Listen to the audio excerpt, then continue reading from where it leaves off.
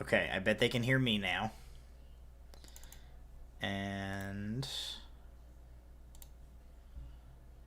We're not audible. okay, now I bet they can hear everybody. Hello. Testing 1, 2. Yes. There. Hearing people say things twice is really annoying. Yeah.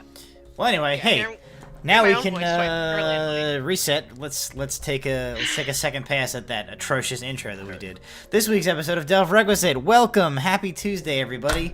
This week we were brought to you by Late Stage Capitalism and Arby's. Oh no, I did the bad thing a second time. I shouldn't have said that one. No, what I meant to say was this week we were brought to you by Little Dragon Corp and Cardboard Castle Games. Exclamation point Little Dragon, exclamation point CCG in chat to get a link to those fine sponsors. This week we will not be talking about Arby's for 15 minutes before we start playing. This week we're just going to start playing. Last time, when you guys were amidst the adventure, you were descending ever deeper into the ancient primordial fortress of Glower, attempting to reach and stop Artanis before he overpowers Maka and makes his way to the chamber of the World Heart. You encountered on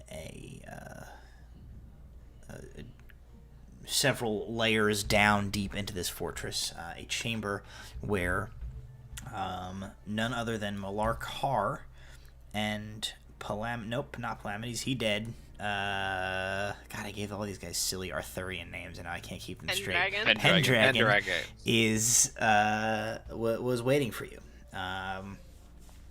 Through some impassioned diplomacy, you guys convinced Malark the error of his ways, and he had seemingly decided to turn sides and help you when Pendragon did something, and a hidden compartment in his special armor opened up and pierced him in the neck with a magenta crystal, and Pendragon's eyes flared purple in response. And the Lark, with a look of confusion upon his face, drew his sword.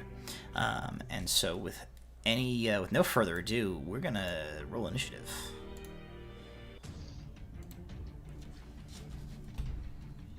Heck yeah, 10. Also 10. How? You have like a plus 50 to your initiative. No, I have a plus 3 and I rolled a 7. Oh. There you go. What? Yeah. Wait. 11. Ooh. 15, and tabletop is finally loading for me. Said I teen? heard teen. 15. I heard teen Which again. one? 16. There we go. You're going first among us. Oh. Great. Not what I want. Let me roll Well. for Oz. Yeah, make Oz go. I want to put you guys over here. 14. He has advantage I'm on trying to figure out if initiative. it rolled advantage for him. It does not. Okay, on his second roll, he gets a 22. 22 Cool. Oz. TFPC odds. Yeah. I've been forced into playing a DM insert character against my will.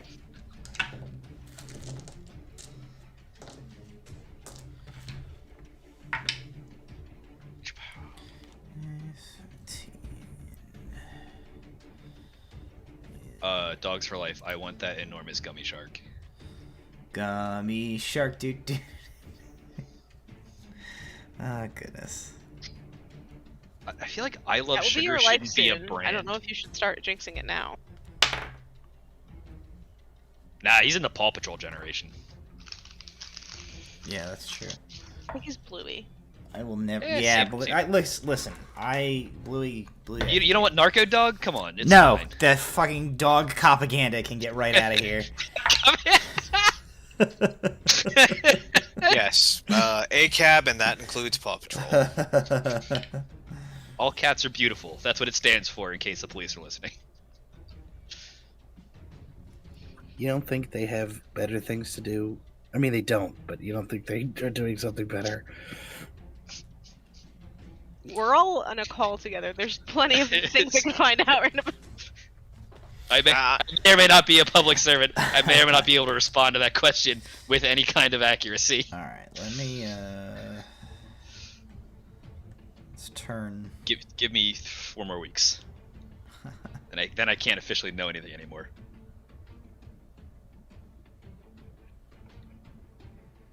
Disappear Malark from the stream so that the viewers can look at the situation here. Okay. So let's see. It looks like Jason is the only one not in tabletop. Nope. I opened tabletop.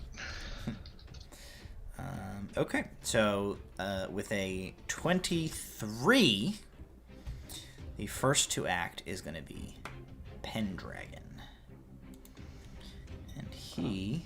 Tripped on his shoelaces and dies. Yep, falls down, breaks his neck. Should have put points in the Constitution. He $1 million babies it.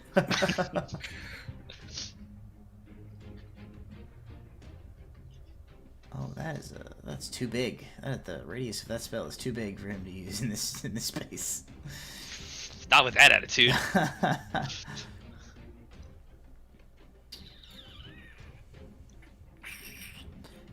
He is going to make. He lifts a spell focus from within his robes. He's going to make 3 attacks.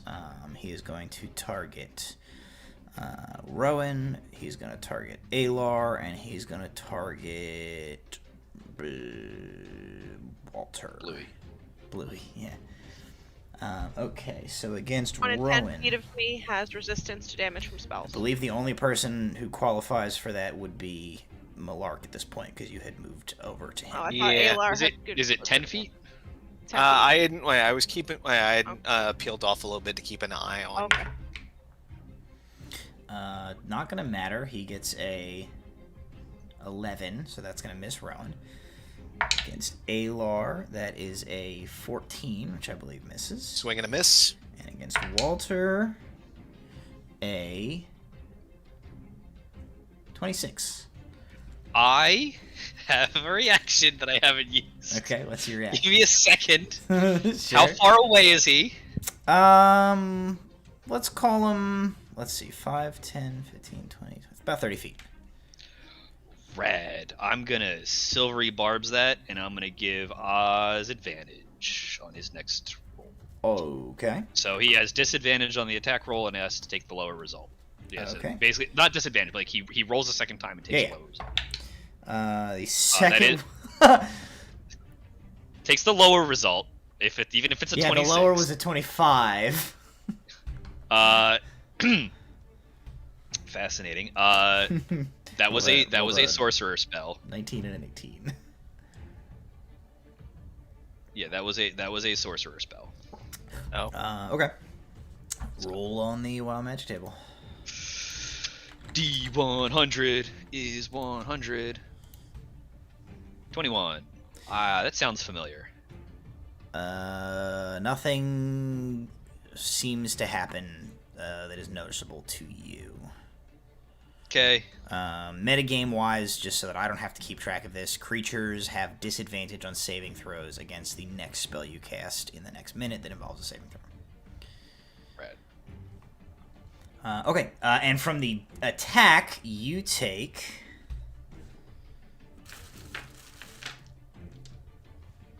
Nope, that's not the right dice.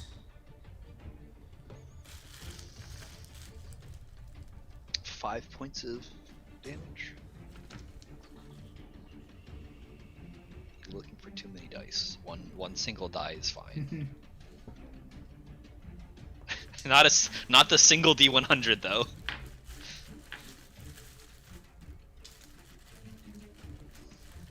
Oh god, he's counting. That's fine. Don't worry about it. Nobody counts at D&D. Just eyeball it with your heart.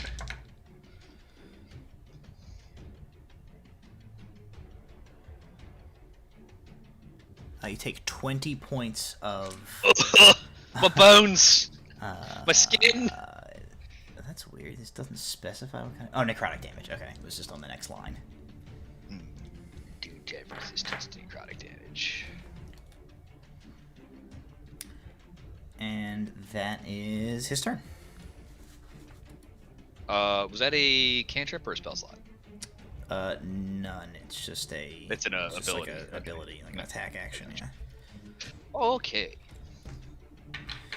Next up is going to be Oz. What would you guys like Oz to do? Oz has advantage on his next attack or saving throw or whatever else happens. So. Go hit the effing wizard. Go hit the wizard? Yeah, brutalize the wizard. All Yeah, right. brutalize. The answer to You that give question. Oz the command action, brutalize a wizard. He goes over here and I guess He will rage, make- rage, and then rage, and then 3 attacks. Or two rage and then attacks he gets? violence. 2 attacks, I believe. attacks. He gets 2. He doesn't get a bonus action attack since he has to rage, but he should have 15 and a He should have 27. advan- Both of those hit. Okay. You want, well, and I'll roll one more for an advantage, right? Yep. Yeah, if you want to. So you said he had advantage 16. on his next attack, right?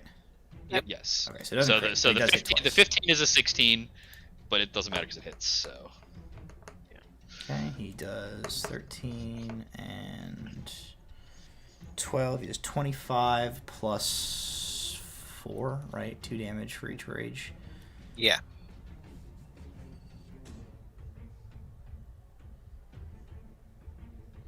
So he does a total of 29 damage as he runs up and hacks into Pendragon with his great axe. That's his turn. It is Malark's turn. Malark is going to make a Constitution saving throw. Boy, I love that all the characters that I have to play came up first in the initiative. He gets a He gets a bonus? +4. Plus to a 4. saving throw. Okay, what's his con? His con's a... is that creatures of your choice or is that friendly creatures? He's friendly right now. Oh, he's friendly right now. Yeah, he's friendly. He's just in the process of being mind controlled. He seems to have free will, but not... Like, he seems to have, like, his presence of mind. He just doesn't have control of his actual physical body, from what you can tell. So he gets a... Does he get his own 11 plus plus 4 too? 4? Does he get his own +4? No, I don't think he has that class feature. Let's see. Okay, I didn't think so. I don't know what. If Malark is in control of his mind but not his body, can he choose to fail a save? Yeah, I would say he could. If you you probably need to prompt him in such a way that he knows what's up. So with your bonus, he does succeed on the saving throw. So what he does is nothing. He like through force of will, he forces himself not to take any actions. Okay. That will bring us to Rowan. Seeing the clear struggle on his face, I'm going to use my action to like swivel kind of like behind him, Okay. and I want to see what you said. It was like a magenta crystal thing stabbed Yeah, in his neck. Is it still essentially- in his neck? Yes. Or is it gone? It is in. It is. It's Is like there like there's like tube? essentially Is like there- it's like a hypodermic needle that's Yeah. like coming out of his armor and is like in his neck. Like connected to his armor? yeah, it's Like- like, like it's like the thing in like the Matrix where they like plug the thing into the back of their head. It looks like that. I'm going to just say sorry, bud, and grab it and yank it out. Ooh, okay, make a strength check. This is when you disconnect the battery from the machine. Yeah. He Yeah, dies and now. you actually disconnect his brain from his body, and he just collapses, twitching on the floor. I said what I said last week. 24. Strength check. With a 24 strength check, you like pull real hard. Malark is gonna take damage. I said sorry. He takes. Where's my d12s? Oh, sorry, buddy. Well, he's fine. We're the ones that got hurt on the way down here. He's still, as far as I can tell, fine. He can take. Yeah, he seems to be in okay shape so far. He takes 12 points of Ow. Ouch damage. ripping damage, I guess. And I want to like. Can I rip So off the like armor you and, you throw it? definitely see that as you like pull on this thing, like it's like it moves in the sense that like a bunch of like blood like but the way that the like collar piece of the armor and stuff is, like there's no, like you have no no wiggle room to like pull this thing out of his neck with, like you would have to try and figure out how to either like destroy this or destroy the armor or get the armor off of him or something to like be able to get this thing out of his neck. Okay, I'm just gonna. Knowing I'm exposing myself to shots right now from Pendragon and everything, I'm keeping my hand on this crystal needle thing and just staying behind him. And Rowan's gonna start just examining this thing while everything goes on around her to think of a way to do just that: destroy it, take this off.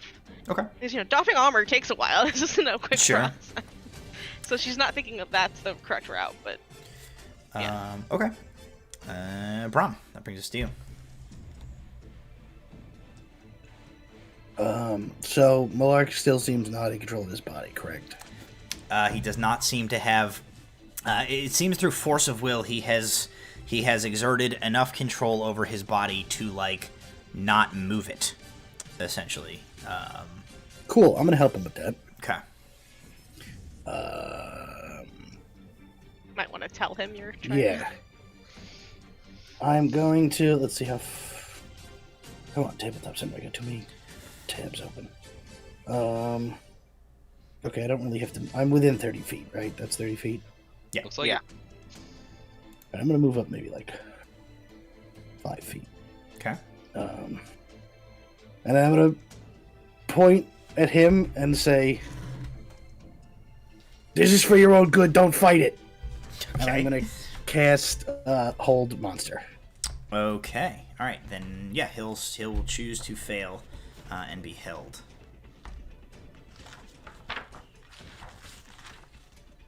And that's all I'm gonna do with my turn. Actually, I'll. Well, wait. How many do I have left? I was maybe gonna Bardic Inspire Rowan, but okay, I have one left. I'm gonna save it in case I need to stab somebody again. Yeah, we've still got at So, yeah, least that's all I'm gonna do. one Yeah, more save big that. battle, possibly more. Okay. Alrighty, sounds good. That will bring us to Walter and Alar together. Walter is going to like seeing like this is in the process of being handled. 5, 10, 15, 20, 25. Walter's gonna like kind of like go behind cover over here, Okay.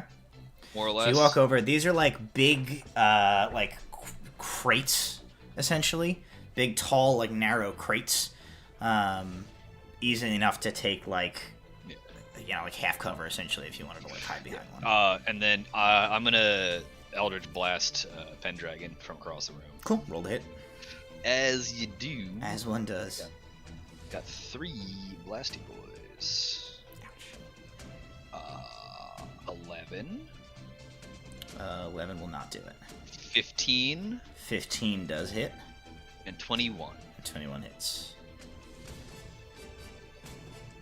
13.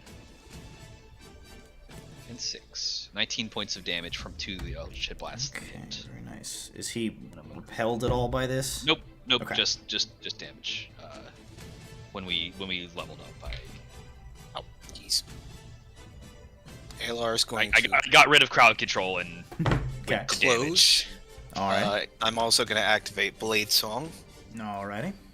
and I am going to try and stab this son of a bitch. Okay, roll the hit.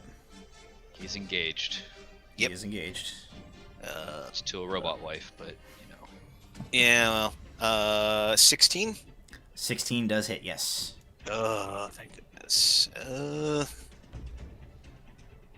only have 2 more of those. No, I'll save it for now. Alright. 1, 2, 3, 4, 5. I will use Booming Blade, though.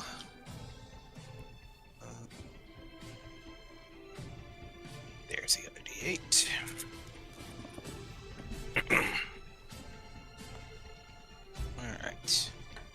that's not great. Okay. What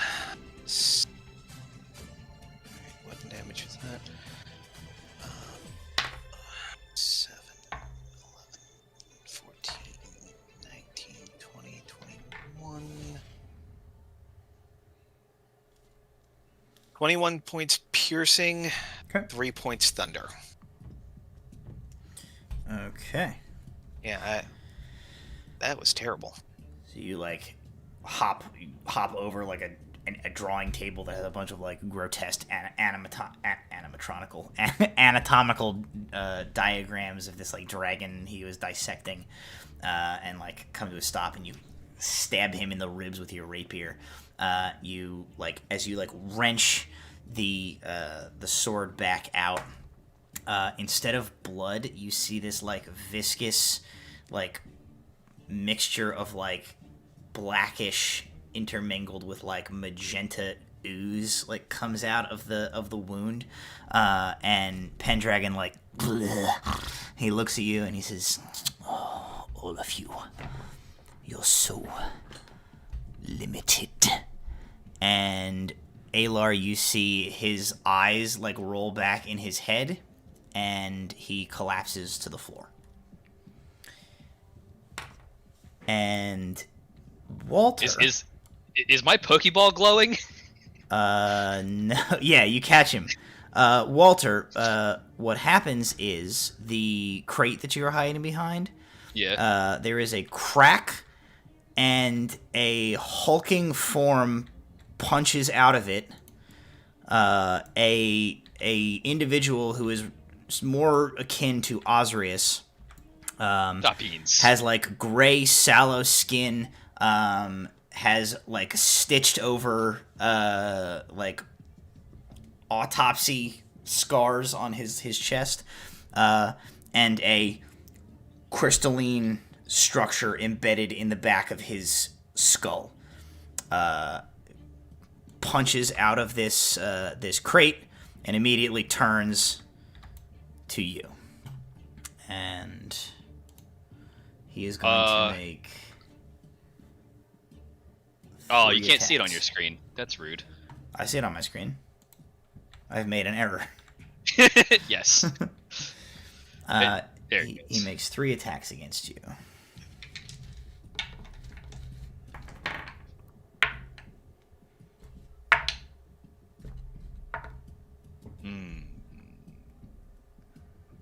The lowest was a Top it. 16. I'm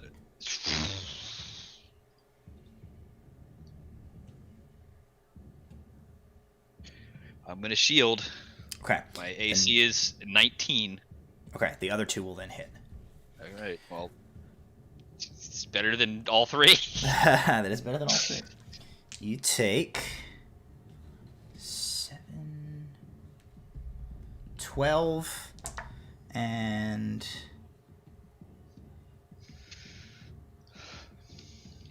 12 and 8 respectively from those 2 attacks. Okay. Slashing damage with a sword. And that is Pendragon's turn.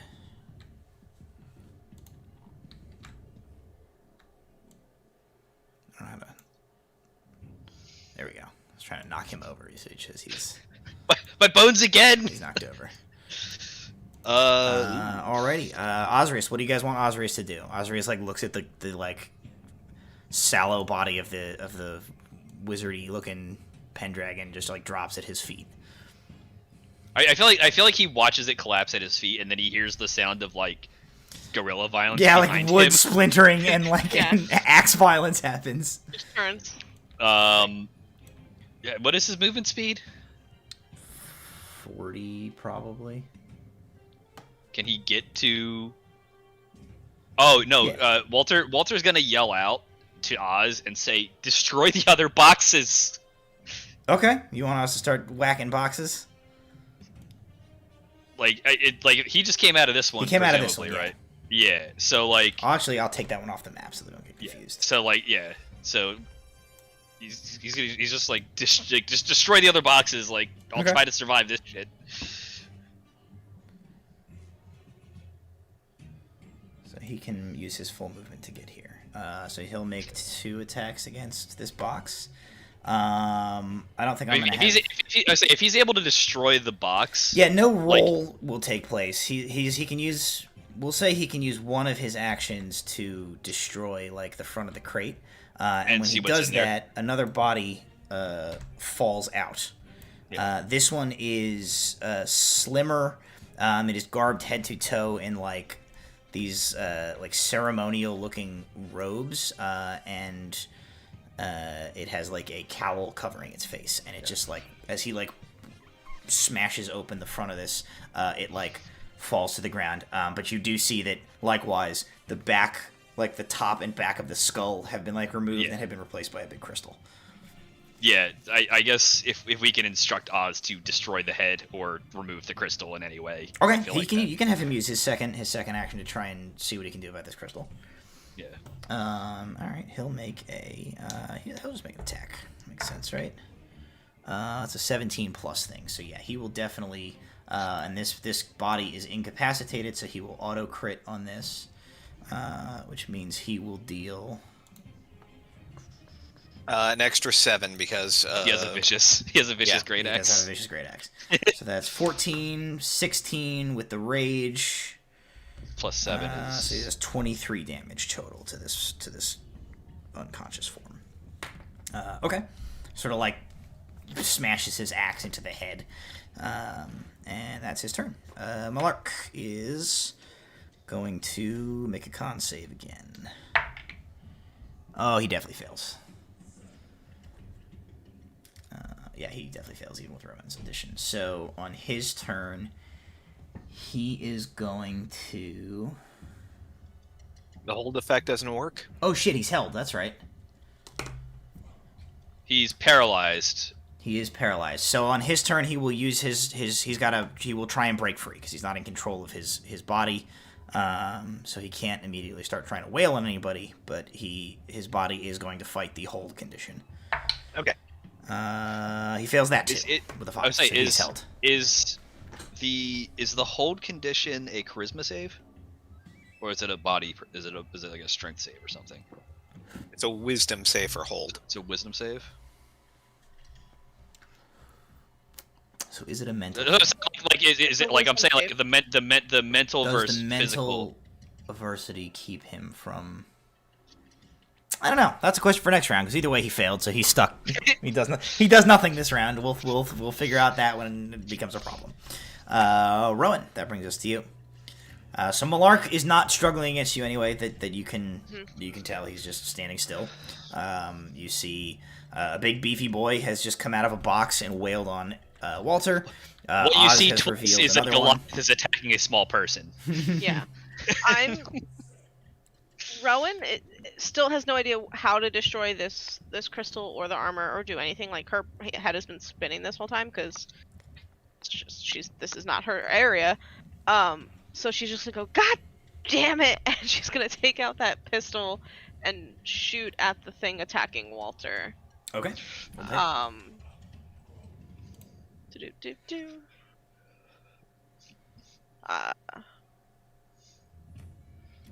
22 to hit. Oh yeah. And it's 3d10, right? With the firebolt Yes. thing.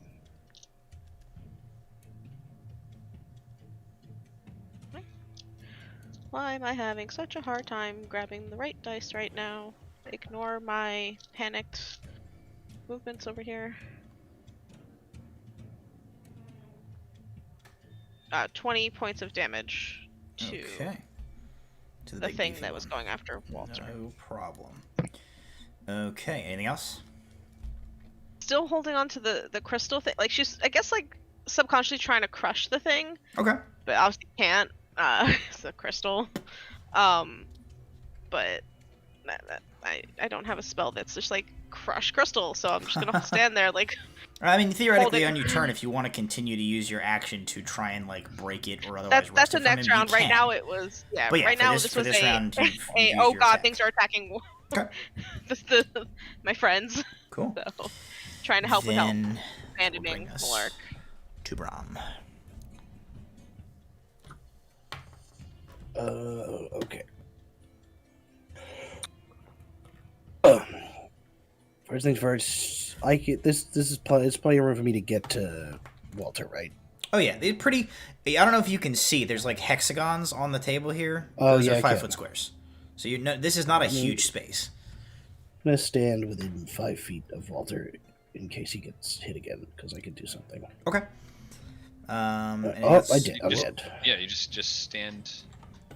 Don't stand so close to me. Don't stand. There you still. go. You don't want to be in Um, swinging range, at least not immediate swinging range. Anything else? I don't know if there's anything. Well, I'm still concentrating on the whole monster, so I don't know if there's anything I can do. Can you cast a cantrip without losing concentration?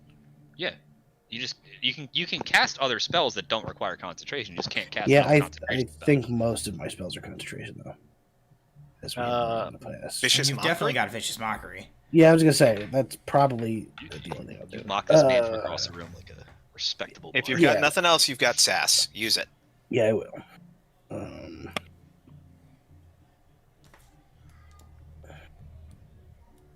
Yeah, so I will vicious mockery. I'm gonna roll the damage first, and then depending on what has to hit, does it have to hit or it just? I don't even he has know. to save against it. Save Yeah, it. okay. Yeah. So let's see what happens, and then depending on how good it is, I'll see what I say. Okay. And where are you directing this vicious mockery? At Pendragon, I guess. So Actually, I'll do it to the guy in front. that is of- not as straightforward an answer as one might believe. Where are you directing I'll do it to the one closest to. Walter. Okay. That is Pendragon in a Goliath suit. at That this does, yeah, point. that does appear to be where Pendragon is currently. Yes, that's one. what I was getting at. Okay, what's your damage that you rolled? Or I guess he's got to save, right? He's gonna save. Wisdom save. I'm gonna use. I think it's only fair that I use the stats of whatever particular body he's in. So his wisdom save is not good. You're not going to treat it like a polymorph. Nah. He gets a 15. He fails. Okay. So let's see. Okay, so it's only 6 points of damage. Okay. And I'll look at his new form, and I will go, wow. And I thought you were ugly before. And like you see a little bit of blood comes out of the nose of the big champion Goliath form, and he just like looks away from where he's currently pulverizing Walter into a pulp, and he goes oh, don't worry, I have more options. And that brings us to Walter and Alar. So Walter, you are currently being faced down by a big beefy boy. Alar, you are standing next to a seemingly an inert body. Jason/Alar has a question. As I've just been violenced by a man in a Alar or box. Jason/Walter? Me, the person, and his character have a question together that we want to ask. I have no Yeah. question. Yeah, sorry. Jason and Walter have Yes. a question. So Walter just got violenced by a man in a box. Sure. Does this appear to be a stuffed animal, or does this appear to be a currently inert dragon Make creature? a Arcana check. Because like after And that you're gonna happened, have Walter's, to do so, I think, with disadvantage. as there's a violent as man in front of me. there's a whole room and a whole bunch of shit between you and that. Okay. Is that going to count as my action? Because it's No, free action. at disadvantage, you say. Yes. The one friggin' time I roll a nat 20 on an Arcana check, and I have to roll at disadvantage. Cool. It's a 6. 6. Really hard to tell because it's like half arcane construct to begin with. Are there purple glowing rocks sticking out of this? Not that you can see from here now. All right, so Walter's like look of concern past the Goliath, which is probably like Yeah, there's a big purple crystal sticking out of the back of the dragon's head. You don't notice it. Everything seems fine. No, you do not see any like purple crystal in the dragon from where you are. How tall is this room roughly? Fairly tall. Brad. well, I'm just gonna look over to Brahm and be like, sorry, buddy, and I'm gonna go away, and I'm just gonna fly straight up. Are you taking the disengage action, or are you going to risk the opportunity? I have to use my action to. Well, it may still help you then. Okay, so he'll take an opportunity attack. Yeah, well, yeah, because I have to make my shovel fly. I have to use the action to make it fly. So it's not currently flying and being dragged around with me. So how's a 22 suit you? Sounds like it hurts a lot. Wait, is he? When he gets hit, is he still technically within 5 feet of me? Up or down? Yeah, because he gets. It's before I move. Yeah. He gets hit as he's like jumping on the broom. By how much did that beat your AC, Walter? 22 to hit. It was a 23 to hit. Yeah. 23 to hit. 9. No, never mind. That don't do anything. I cannot help you. You take. The thing I was gonna do only gives you a +4, so. You take 12 points of slashing damage. Yeah, that's fine. What is the lighting in this room? I think we established. Oh, okay. So pause. Erase all that. Okay. Thank you, Adam. Pulls the axe out of your sternum. Yeah, minor rewind. Minor rewind. Yes, I forgot. Thank you, Adam. I have the cloak. I think that what we established was it is like decently well lit in like pockets of this room where like Pendragon has set stuff up, and there's sort of like diffuse illumination through here, so like overall kind of dim lighting, but definitely pockets of shadow around the place. If I am currently in shadow where I'm at, I will move to a different shadow. If I'm not in shadow at the moment, then I will continue to do what I already did. I feel like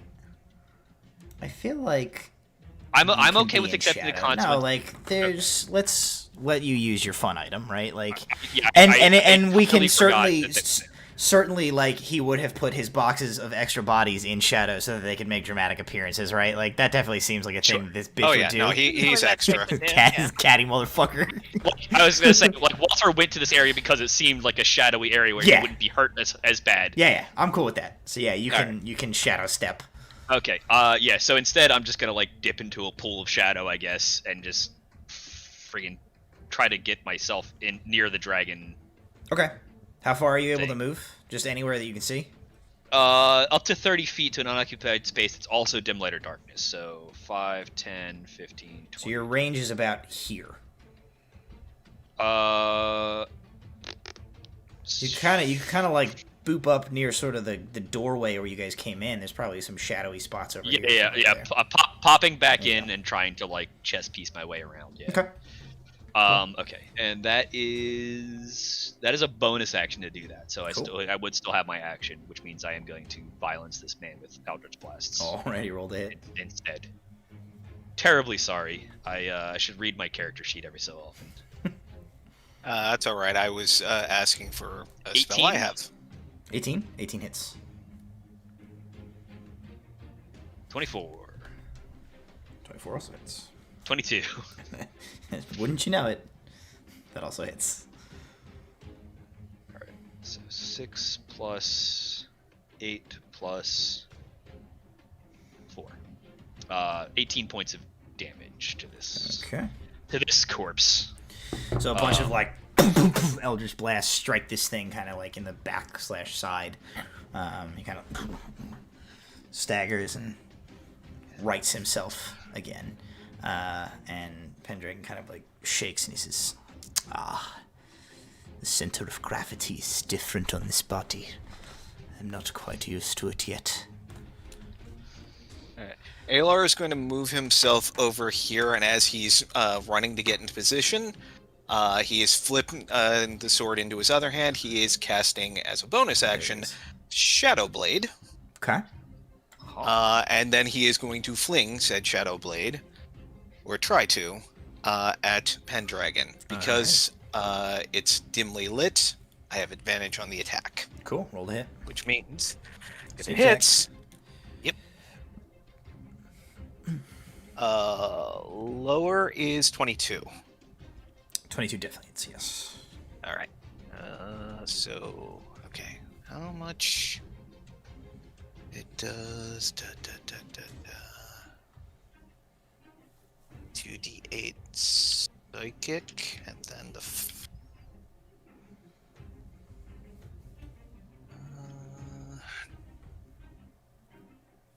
So 8 points for the blade itself, and.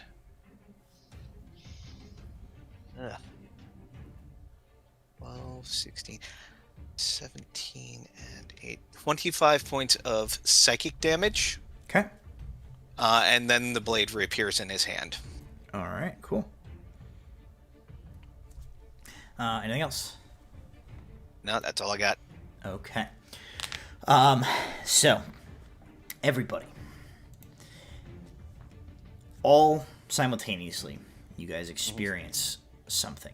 You feel your perception shift and your senses kind of split. You realize in a jumble, a flood of emotion rises up in you that is not your own. And you recognize this very much in a similar way that you felt when Zalzaveth died, and the wave of grief from the other exarchs welled up in you guys. You feel this similar sensation here, except now it is not grief. Maybe there's some grief in there, but the primary emotion that you feel well up inside you is rage.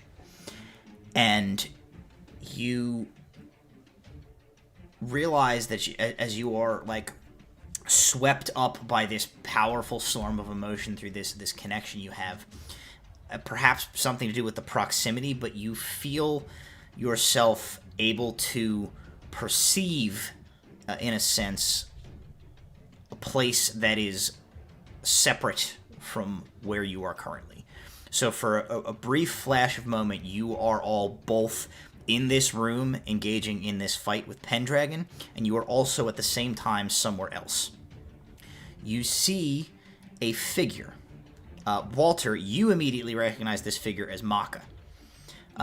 She is standing with her back to you, and her arms are outstretched like this. You see that you are standing on a large platform. It's sort of like a catwalk that is encircling this massive spherical chamber.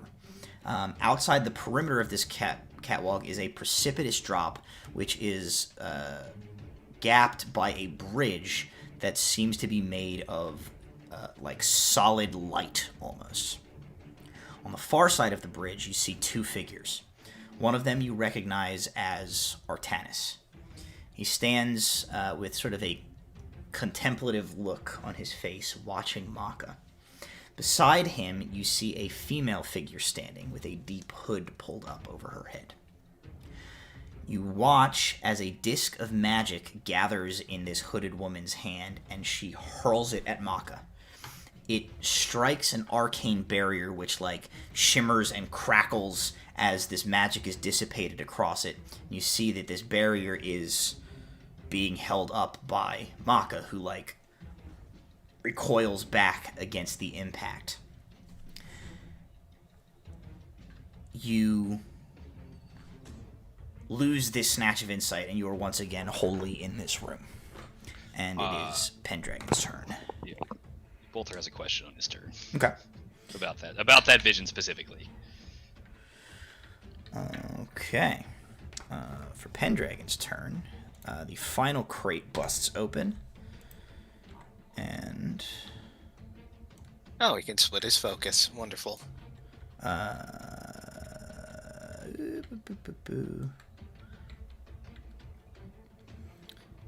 final figure emerges, and the big beefy boy falls down. Oh, As he he- can't split his focus. I can't flip him. Just remember that he's knocked down. He does not appear to... Oh, yeah, I could just do that. He does not appear to be able to split his focus. It does seem like he has to swap bodies.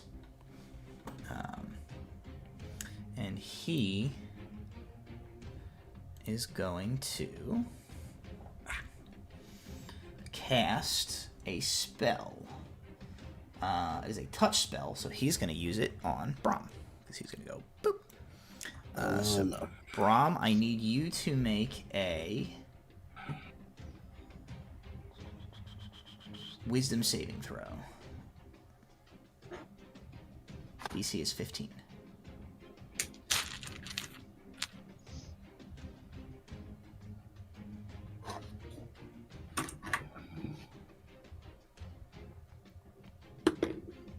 $12. 12. You fail. He uses Bestow Curse on you. And he is going to curse you to the effect that you must make a Wisdom saving throw at the start of each of your turns, and if you fail, it wastes your action that turn doing nothing. Do I have to make a save to see if I hold concentration or not? No, because he didn't do any damage to you. Okay. Okay. That is Pendragon's turn. And that brings us back to Oz. What do you guys want Oz to do? Where is Oz? Is that crystal destroyed? In the thing that he was attacking? Doesn't appear to be. Then Alar's going to yell at, "Take its head!" I do appear to have lost Ozrius. Oh, he's over here. Right here. Okay, all right. Yeah, so so you want him to attack that twice? Is the idea here? Yeah. Yeah. Just Okay. remove the thing that can't fight back. Okay. So From- he'll attack from the- twice. from the I options. guess I don't need to roll, right? He auto crits. Yeah. He could still theoretically miss, but he should have Shut up. advantage to hit anyway. But Okay, I'm not gonna worry about it. I'm just gonna roll. All right. So that was 12. I didn't see what the damage on the first one was. it's in the history. 14, 12. 12 and a 14. Plus 7 each time, right? Mhm. Plus 2. 12 plus 7 plus Did you roll the 2. damage twice, or are you doubling the roll damage? Oh yeah, I should double the damage, huh? Yeah. He's gonna do a lot of damage. Okay.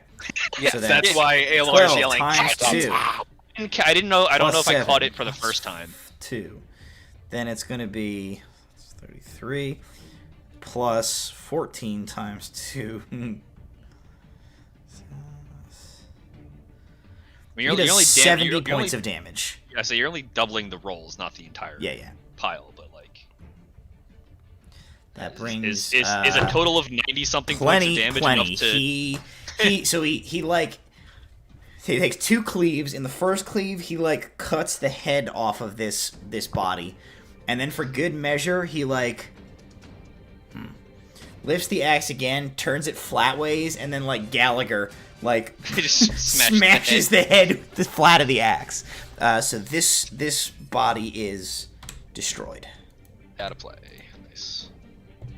And the body in this, I didn't describe this one. This one kind of looks like it looks like his little token looks like here. He's like a creepy, pallid, bone-covered, carrying a Oz head for run some over? reason, apparently. Can Oz Yeah. run over to that Yeah. creeper? Here, over here. Just be- If he was wearing a sign around his neck that said necromancy, it wouldn't be any clearer what this body was about. I guess this was what we're doing Yeah. here.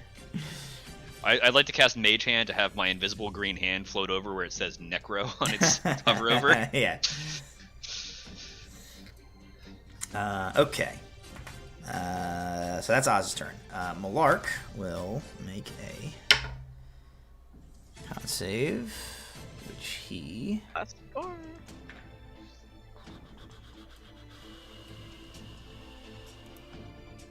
rolls an 8. He has a 3 to his con. So 11, 15. All right, so he makes it. So he makes it. He does appear to be in, I guess, kind of a moot point again because he's held. Still. So he'll still do nothing this turn. All right, Rowan, that brings us to you.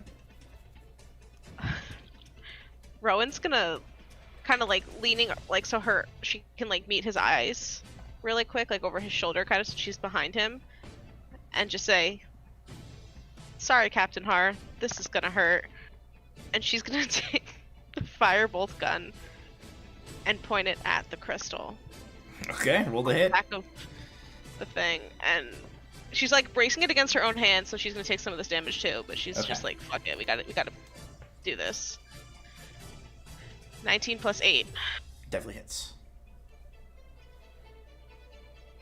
Because he was my captain before Captain was my captain.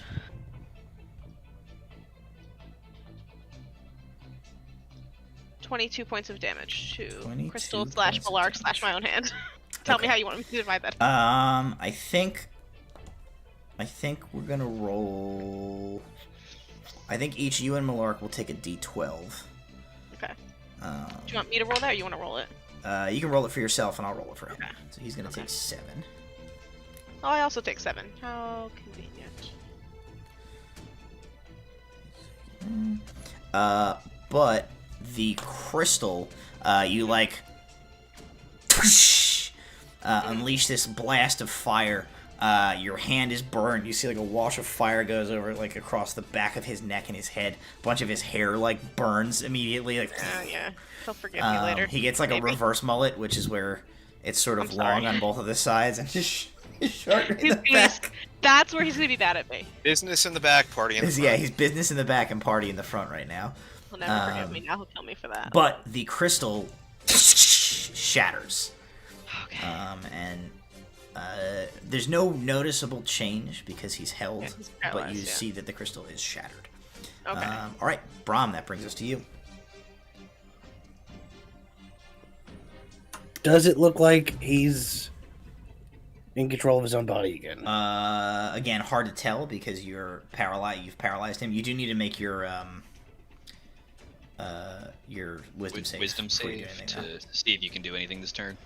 Yeah, wisdom save for you because of the creepy person. Does he have glowing purple eyes currently? 17.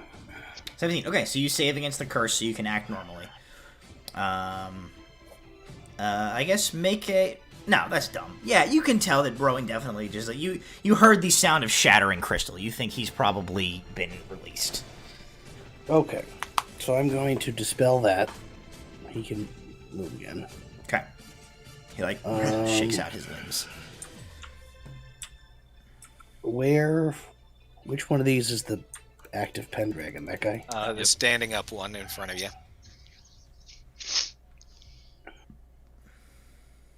Is this Oz behind us? Yes, that's Yeah. Oz there. The upside down is the body of the Big guy. the unkilled but inactive body of the Yeah, and then you have another big monster man. spellcaster one over here.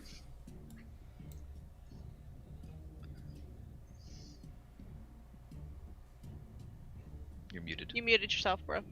So I'm going to do something and hope that Oz can get out of it because he's in the way. Okay. I'm going to crack my knuckles and go thwip thwip. I'm going to cast web Web. Okay. right on. Dexterity saves. Yeah, it's a deck save. Okay, Oz has advantage. She's not gonna need. It's a good thing he had it because he rolled one of those was a 1. But he got a 16 or a 17 on the first one. Oh no, it was a 20. A 20 total because it was a 16 or 17 on the die. And the necromancer body gets. Get the fuck out of here. Dirty 20 for the necromancer. Damn it.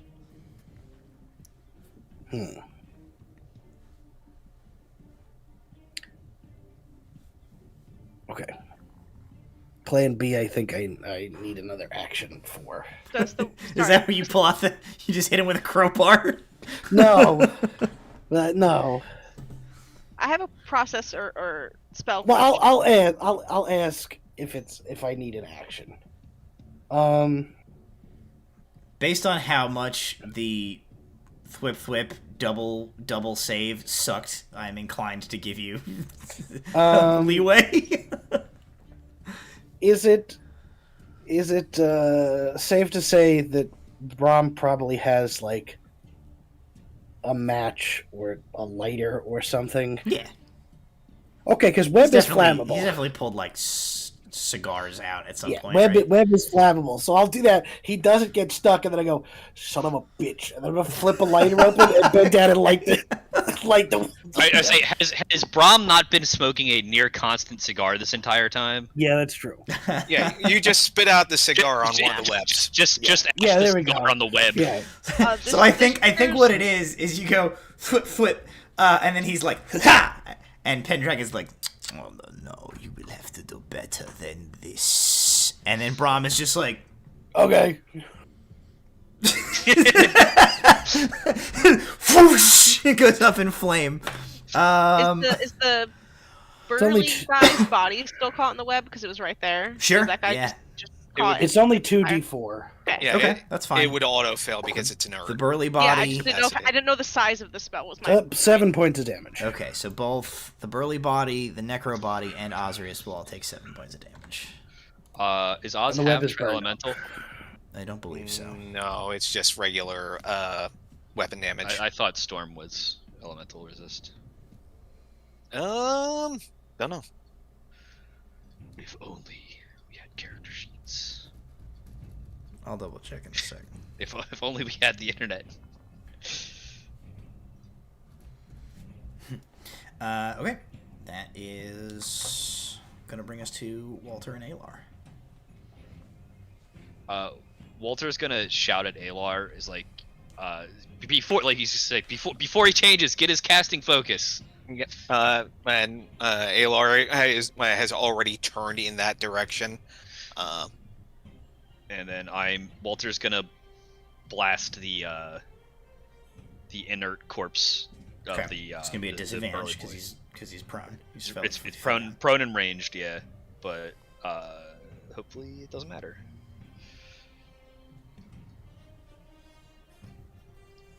Actually, you know what? Create bonfire. Okay. Sure. Walter's like getting ready to like just like Eldritch Blast. Like, oh wait, no, it's just. He gets ready to Eldritch Blast and then sees Braum light a bunch of web on fire. He goes, "Oh yeah, fire!" There. That's about the long and short of what's happening over there right now.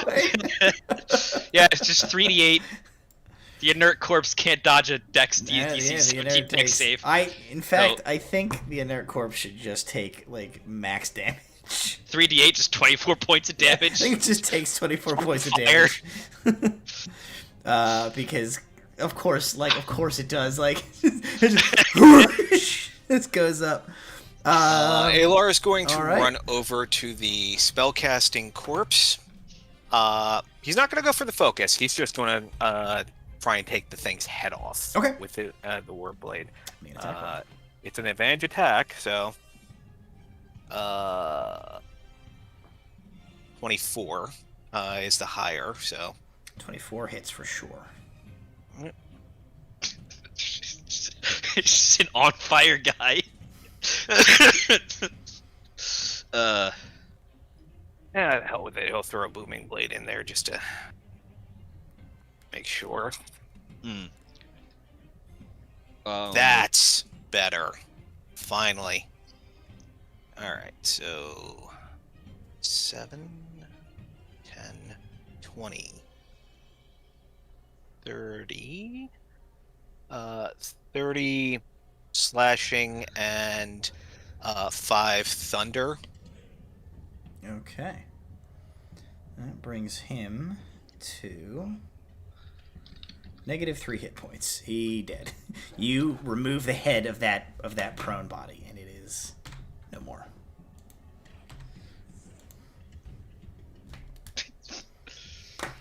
Yeah, Oz has cold resist right now for a storm aura.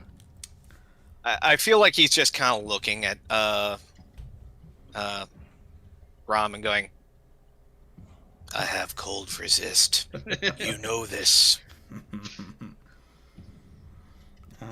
Okay. Walter, you already went, right? Yeah, I bonfire. It's a Oh, yeah, concentration you did your spell, bonfire. so That's right. yeah, How could I so have it's- forgotten that this calamity going on over here was you? Okay. At the end of the round. It is concentration, so like on basically like on my turn, it'll just continue doing damage. At the end of the round, all of you, your perception flashes again. Sorry, I had a question prior to that. Yes. What's your question? On my turn, I had a question. So in the previous image, after we experienced rage, though Walter is currently not Exarch, I saw Maka, and did I see the other sister in that area with Funny her? that you should ask. Here's the answer to that question. Your visions split again, and you are once again in this room, but also somewhere below. You see hands that are not your own, gnarled and wrinkled, like, before your eyes. It's like you're sort of like Hardcore Henry. You're like first person. You see the like hands, and you realize that like this vision, like how you are watching this scene is through the eyes of an individual. You are seeing what they are seeing. And Walter, to answer your question, you can pretty much immediately intuit that this vision that you are having is Bayev's perspective. This intense emotion, this fury, this rage is the catalyst for this unintended split vision. As Bayev, you approach Maka and you come up and stand beside your sister as she is straining against the continued attack from Artanis and his general. Maka, you see, like, towers over Bayev. Like, as she approaches, she, like, looks up. She only comes to, like, Maka's elbow, essentially. She's, like, all hunched and gnarled. You see that sweat is beading from Maka's forehead. And she turns and kind of looks over her shoulder. And she says, "Sister, I'm beginning to tire. I need you to take over maintaining the barrier." And Bayev turns and looks up at her sister. And your perspective lurches upward, and you realize that the hunched and bent form of Bayev is, like, straightening up, and she, like, uncoils, gaining, like, 3 feet on her height to, like, match eyes with Maka. And now they are looking, like, level at each other. And you hear Bayev croak the word, "No." And a long black dagger appears in Bayev's hand, and it is thrust upward, plunging deep into Maka's ribcage. With a gasp, Maka's concentration is broken, and you see the barrier shatter.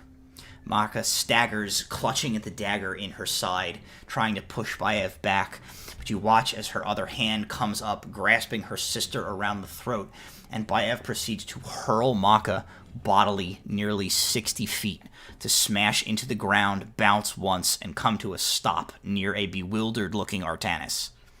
You return to your single perspective in the present. And it is Pendragon's turn. The necromancer form collapses, and the very on fire big boy stands back up. And I guess he takes damage at the beginning of his turn here, right?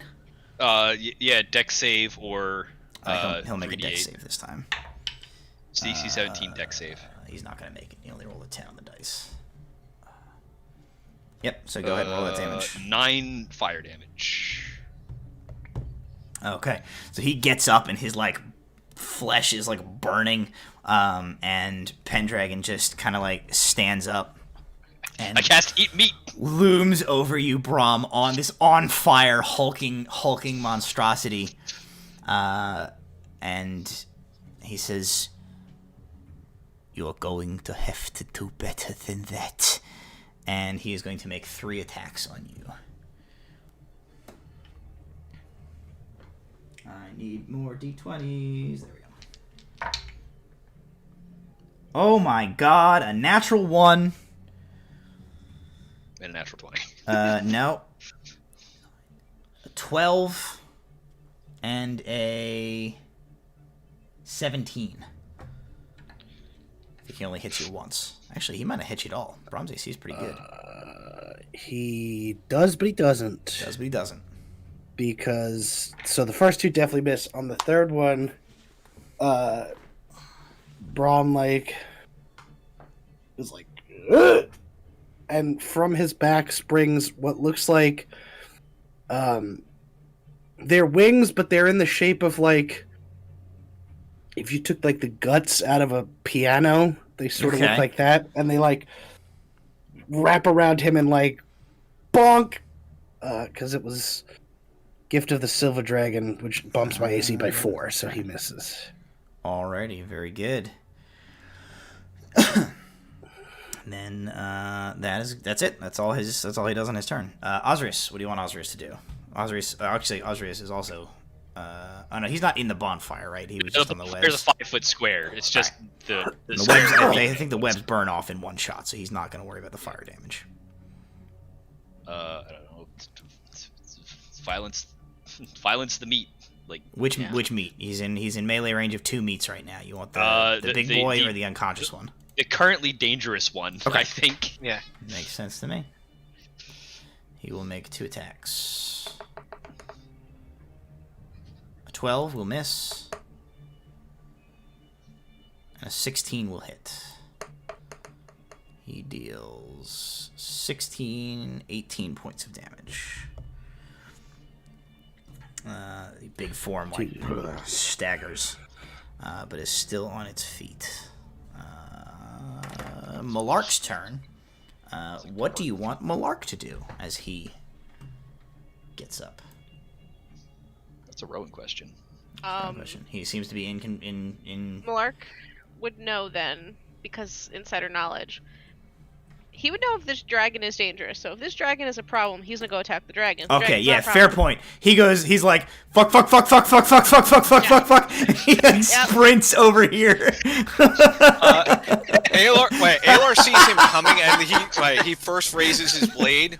Then he sees him going past, and Alar starts cursing very loudly in Draconic and starts turning. You ever see a deer running away from something it's terrified by? I imagine that's the exact face he made when he's like suddenly available to like run at this thing. Yeah. Like, That's very funny. I was kind of nervous before that, like, the fact that Jason sort of guessed it kind of subverted the the boss fight phase 2 of the dragon, but like having Malark do it is very funny to me. Yes, no, that is. Hey, he would know if that's a secret phase 2, right? Oh yeah, he definitely does. This is why we talk to my former friends once in a while.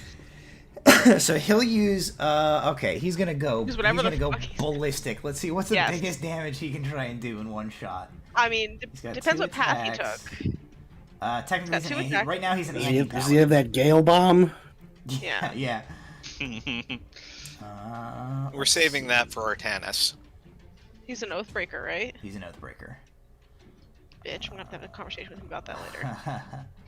And he's a level 12 or 13? He is a level 14 now, actually. Bitch. Okay, hold on. I think the biggest thing he can do is just double smite. Or could he... Hold on.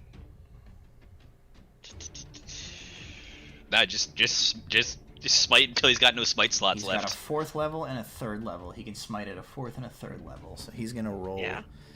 All right, let's see. Does he have? Well, depending on what spell slots you want him to have left. No, save that. Yeah, he's got all his spell slots left. He's gonna smite as hard as possible twice. Yeah.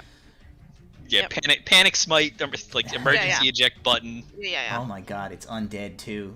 This is gonna be bad. Yep. All right, hang on. I gotta add up how many d8s this is gonna be. 4th level spell slot is plus 68. Plus 1d8 for it being undead. And that's even before you roll it to see if you hit, and if you crit, it's all doubled. 5d8 for the 3rd level spell slot plus 1. So we're adding 7 and 6d8 respectively. 13d8. Yep. As you do. And his. And his sword.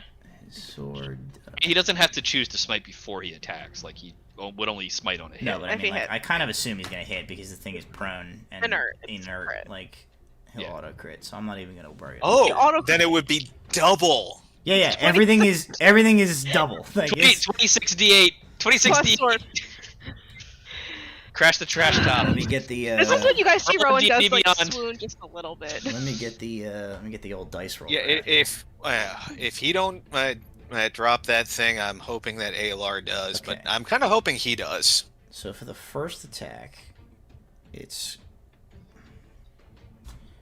okay. So for the actual weapon, it's 2d10. Somewhere in another plane, handsome Squidward sheds a single tear. Okay, so that's gonna be 4d10 for the weapon damage, plus 10 at the end of all of this, and then it's what did we figure out? 26 d8. 26 d8s.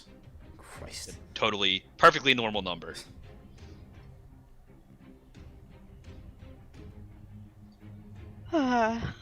Rowan's just smiling for like the first time you guys have seen her smile in days. My God, he does 129 damage. Jesus Christ. Is it? Wait, is that dead? the first hit? Is that It the is first hit or both not- hits? It is not dead. That's combined Okay. hit. Is that combined? Yeah. Is that both Yeah. hits? That's all of it. 129 damage. Okay. Is that including the plus 10? That's everything. Okay. No, it is not dead. But it's undead. undead. But it ain't happy. It's nothing because he just bashes a corpse real hard, but he severs most of the way through the head. Lark just beat up the empty mascot costume, basically. Yeah. As he does that, for the first time, you do see Pendragon, like the big meat form that he's currently in. He like turns, and goes, "No!" He did not like that. He goes, "My face too. It was gonna be so cool." That We hear a is- few Shut up. notes of We don't- Latin pop up, and then it 39-22, just. we don't have time for you. That is Malark's turn. That brings us to Rowan. Rowan, you're up. Alar's Do it, gonna do look it. at Rowan. Follow your captain. Alar's Rowan goes, pointing at. shit. It's, He was pointing toward the big guys, like, "All right, I'll No. take care of him." yeah. Rowan just goes shit, and runs over there. And we'll swing at this thing. Get your math themed dice roller out. I have my dice roller up. Ooh, excuse me. Alright, you guys are rolling dice. I'm gonna go cook. up 22 to hit this thing, so that hits. Yep, yes. that for sure hits. Auto crits. Yep. Okay. So I need. paladin stuff. Also, Yo, paladins are remember, awesome. Chikai does auto smite on a Yeah. crit. Yeah. Yes. Chikai auto smite, so I don't have to spend You don't anything have to if I spend don't any want spell to. slots. You get free smites. My brain is broken. Okay.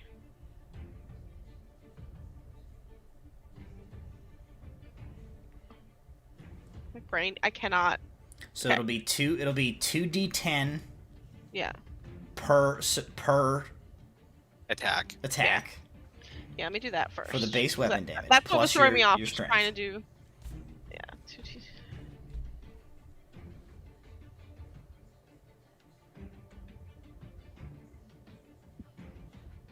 So 13 for the first attack.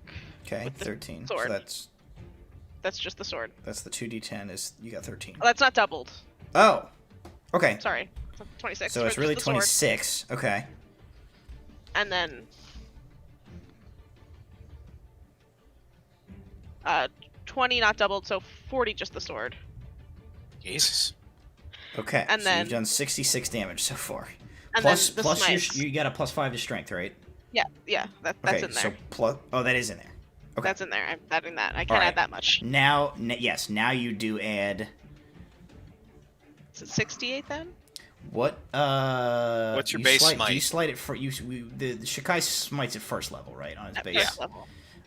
So you do 2d8 plus 1d8 because plus it's undead. first level spell slot. And I haven't prived Divine Smite, so I get an extra D8 So at this level, so it's 4 for Divine Four, Smite. you see, you're just gonna do 8d8. 8D8. That's what was. I can't. Okay. 8D8. Per hit. Or total? 88 total. Yeah. 38 damage. So you do 104 damage. More than enough. You chop the dragon's head the rest of the way off. And Pendragon goes, all of my plans have been ruined. I was going to be ascendant and perfect. You sons of a bitches. God, he's Italian. He's Italian now. It's That was me, a lot of math in my head. Pendragon. I'm tired. So, plus... So the dynamic duo just did 233 damage combined in one round. This is why. The very real good. magic item was the friends we make along the way. That's right. And I've done successfully 6 damage, 7 damage, all combat. Well, you held Malark for like 3 rounds You and held kept him from being a from problem. you doing did, this but- to all of us. Let's be Yeah. clear. Yes, you kept another You kept very him from killing dangerous us. element kept- off the field. You kept the 129 damage from being done to Rowan in the first round of combat. Yeah, that would have been bad because I could not have done that. Yeah, thank you. Thank you, Brom.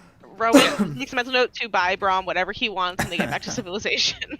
Do not scratch that mental note. You're not going to want to buy him what he wants. I will buy him what he wants, don't worry. You are going to Okay. regret. Brom, that brings us to It's a you. pony. There is an on fire beefy boy and an unconscious necromancer body left.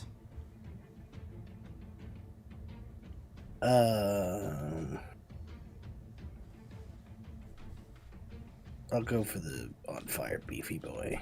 Okay. What do you want to do? He's probably got a pretty good AC, so I don't know. He if does I'm- look, just to kind of give you an idea, pretty fucked up. Crispy. What's he wearing? Dior. I described him as sort of a barbarian, but technically based on the monster stat block I'm using, he's wearing plate armor, so metal. To answer your question. Hey, how would you like to add some fire to your fire? You gonna heat that metal? Oh, Yeah. Alright, auto damage, he's wearing it. I'll do it at 4th level because I want to use Oh my my last God. 5th level spot. It's gonna be so much damage. I'm gonna make sure he's dead. 15, 20, 25, 30. I'll have to dash. 24 points Be of worth damage. How many? 24. That's base. So it was an that- auto crit. Is that what you said? No, it's magic to make Okay. that one auto crit. 24. More than enough. So this form, like, it's really weird. It's very disconcerting watching a body like literally immolate and like all the fat like boils out from beneath the flesh, but like the body doesn't react as if it's in pain in any way, as like Pendragon at some point during the process like clearly vacates and like as the other body stands up behind you. But the big beefy boy definitely like burns to a husk and drops destroyed to the ground. That is anything else with your turn? Nope. Alrighty. Then that is going to bring us to Walter and Alar. Do I see any more boxes? No, you do not. You're fairly certain that there is no more So bodies to be found. last episode of Rage Flashback, Sister 2, not Nefane, stabbed the shit out of Baka. Nefane is dead. Bayev Nefane is is dead. the other one. Bayev is the other one. Stabbed the shit out of Maka, hucked her. Like, if you imagine essentially like there's like a Death Star shaped room in the middle of a bigger chamber, like suspended in the bigger of a chamber with like a catwalk around it. They were standing on that, and there's like a light bridge that connects it to like the larger chamber. And Maka was like energy shielding around that spherical chamber, keeping Artanis and his general out. Bayev stabbed her, shattering her concentration, and then threw her like across the gap to like smash down like kind of like at Artanis's feet. Gotcha. I can't get there. No, you're not even really sure where there is at this point, except that it's like down from here somewhere. Okay. Cool. I'm just gonna. After seeing like Death Star explosions happening, over in that general direction, Walter's gonna fly up on his broom. Okay. You know what? No, I'll just blast the necromancer guy. All right, roll hit. I'm not gonna do stuff. You guys see, like, as you begin charging your Eldritch Blast, you see, like, for the first time, there's, like, kind of like a wild, feral look in Pendragon's eyes, and you see that he's, like, muttering something under his breath and beginning to, like, manipulate arcane gestures as this body is preparing to cast some kind of a spell.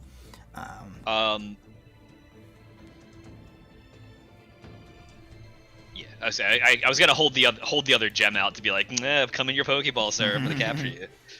But yeah, so it's 19 to hit. Hits. Natural 1 for a 10 to hit. Not gonna do it. Natural 1 auto misses anyway. 19 to hit. So 2 19s. 2 19s will hit.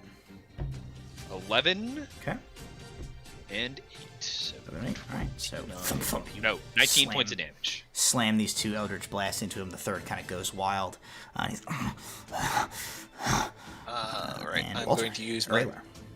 bonus action because he's just outside of running range. Do you just miss this bonfire, Walter, or is Alar jumping? As soon as that guy's dead, that bonfire's gone. We need to know if the Thank you. ambiance involved Alar.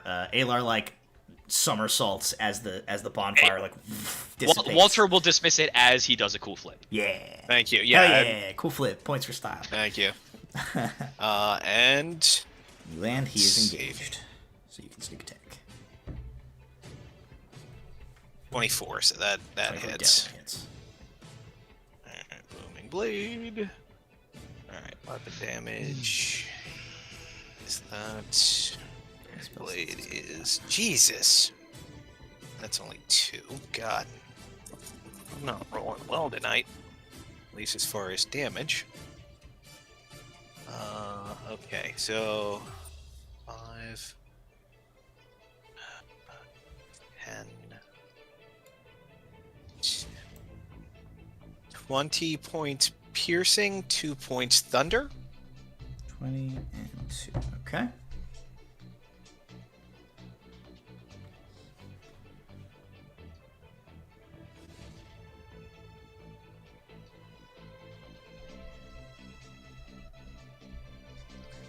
All right. He's still up. Okay. So as he's still alive at the end of his turn, with this like crazed look in his eye, he's like, "You will not take me. This will not be the end." And he begins to cast a spell, and as he does, you flash back to Bayev's perspective. And you see that she has crossed that light bridge and is walking towards Artanis and his final general. The woman next to Artanis like braces, but he puts out a hand to like steady her. He's watching Bayev like cautiously but with curiosity. As she comes up and comes to a stop, Artanis opens his mouth to like start to speak, but you see her like put a hand up. And you hear her voice say, "I have no interest in the drivel that falls from your lips. Go do what you came to do and get away from me." And Artanis pauses for a second, and then he's like, "Fair enough." And he motions to his final general, and they walk past Bayev towards the spherical chamber. Maka lifts her head weakly, and Bayev like moves over and kind of crouches down near her. Maka is like clutching at the dagger, And Bayev says quietly, she says, "Don't fuss with it, you'll bleed more. No need." And Maka says, "Why?" And Bayev says, "Because if he doesn't do what he came here to do, I can't have my revenge." Maka says, "What? What are you?" 10,000 years, sister. He killed Nefane. He doesn't get to just be banished away. That's not good enough. I want my shot at him. And Maka says, He'll destroy everything. And Bayev says, "I don't care." And you begin to flash back to the present, but you see as Bayev is looking down at Maka, you see Maka like close her eyes, and she says, she opens them, she is looking into the eyes of her sister, but Walter, you get this sense that she is looking through Bayev and looking right at you. And she says, "You better hurry." And she pulls the dagger out of her own rib cage and thrusts it upward and stabs it into her sister's chest. And your vision blanks and you come back to the present. As Pendragon goes... what's the verbal component of this? I don't know. He just goes, "Circle of Death!" And he point casts the spell. I need everybody. He is going to drop a Circle of Death spell, like, back here. His range is, 150 feet. So he is going to drop it back here so that it basically, like, comes like this. And gets, I think he probably can get everybody but Braum with it. If he he's basically dropping it so that it's like, whoop. Mm-hmm. Yeah. So Braum, you're going to be out of it. Everybody else needs to make a Constitution saving throw. And I will tell you the DC is a 15. Spell is this? Circle of Death. All right, I am going to Tides of Chaos before I roll to get advantage on this. Okay. Alar rolls the dirtiest 20 of his life. I am so glad I did that. So now you can have me roll when you feel like it. So until the next time I roll a mild magic surge. Yeah. So 16. I pass. 21. It might not matter if it does damage regardless of passing, but we'll see. It does. You take half damage on a successful one. So the damage is 29 or 14 or 15 rather if you succeed. Oh, okay. So take 15 if you succeeded, and you take 29 if you failed. Great. How close were you? I'm alive. Okay. So yeah, you get a free wild magic surge to do what you want to do with. I'm tapped on spell slots. I have one spell charge in my staff and my rod, and that's about all I can do. So, but I survived. Okay, that is his turn. I'm gonna have Oz and Malark do nothing for the moment. Yeah. Oh, I didn't roll for Oz. He needs to make his con save. Oh, he rolled 19. He's fine. He takes 15 points. This dude doesn't have that much health left, and I don't want one of these NPCs to get the kill, so I'm gonna have them skip their turns and bring us to you guys again. So Rowan would be the next one up in the initiative. Okay. Where's the guy? I'm so. He's all the way over here. We'll say Malark wastes his turn, like he like is kicking the dragon head away from the body just to like really make sure. So that's what he does with his turn. And then Osrius is like still on fire a little bit and is dealing with that. So that's what they're doing for this turn. I can't get there. You can shoot him. Oh yeah, I can shoot him. Rowan's just she's just gonna shoot him. She's spiteful at this point. A nat 20. Oh man, okay. The hairs on the back of Alar's neck go up, and he just whoops it. I had a sudden urge to tie my shoes. That's fascinating.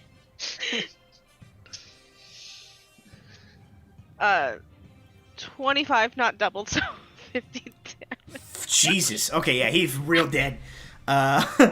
He doesn't even get like a cool witty like boss kill one-liner. He just goes like and then like a fireball just whizzes past Alar and just like blows the top of his head off, and like crystals and purple goo just like fly everywhere, and he collapses. Alar's going to head over to Walter, pulling the staff out. I am going to cast wait. heal. Malark has spells. How many charges do we have on that Yeah, staff? hold the staff, bro. 23. Oh, okay. We have the I charges. didn't know how many you had. I was like, dude, don't wait. Yeah, have so plus resource.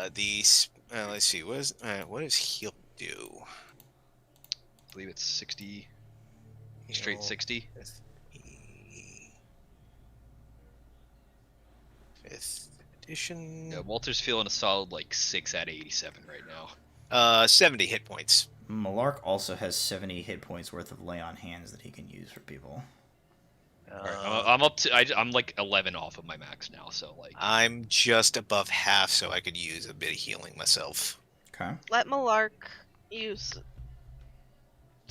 Brom, how are you? You got beat up a bit, right? I took no damage. You took no damage? I thought you. Oh. Nope. Oh, you Yeah. right. Okay. Heal up Alar. How much do you need, Alar? 34. Okay. 34. 34.